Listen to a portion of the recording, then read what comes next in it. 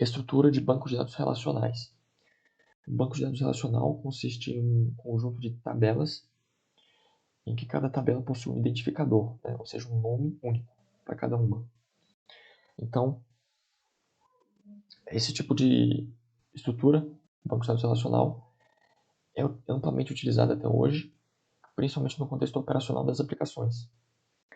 Falando um pouco sobre as tabelas em si, que são também conhecidas como relation, nós temos basicamente estruturas de dados que horizontalmente aqui nós possuímos as linhas, que são denominadas as tuplas também, e as colunas, que são os atributos. Cada coluna, né?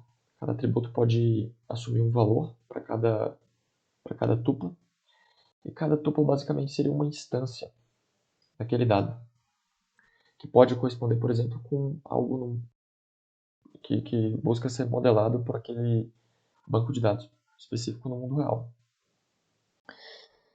Então, uma tupla seria uma ordenação de valores, né, de cada um desses atributos.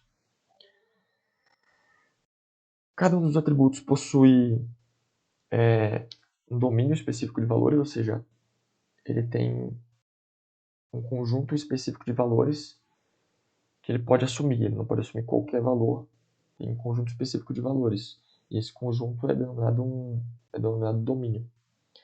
No nosso exemplo aqui, nós temos uma tabela de instrutores, e nessa tabela, cada linha seria uma instância de um instrutor, ou seja, poderia ser um instrutor na vida real, em uma determinada universidade, e cada atributo seria, cada coluna seria um atributo desse instrutor. Então, por exemplo, o nome, ou o nome do departamento desse instrutor, ou o salário.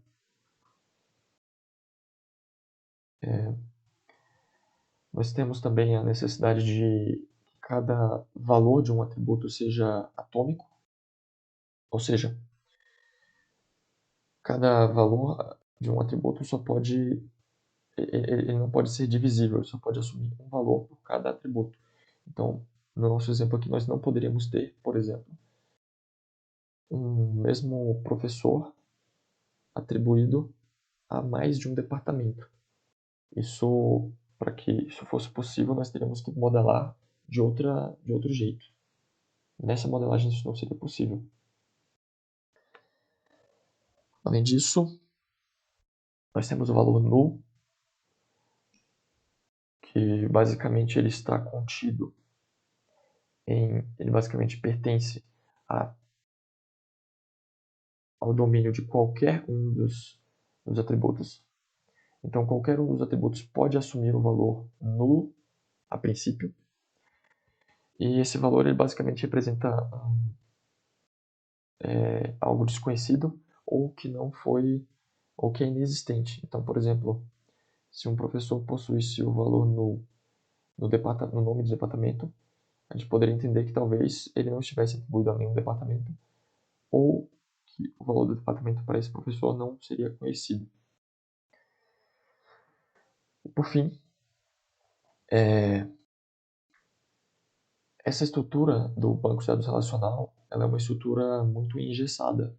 Isso nos traz vantagens e desvantagens. Então, as principais vantagens estão relacionadas ao armazenamento e ao processamento dos dados. Então, isso facilita o armazenamento e o processamento dos dados. Em contrapartida, não é uma estrutura adequada para contextos onde você tem uma variação de tipos de dados ou variação de estrutura desses dados.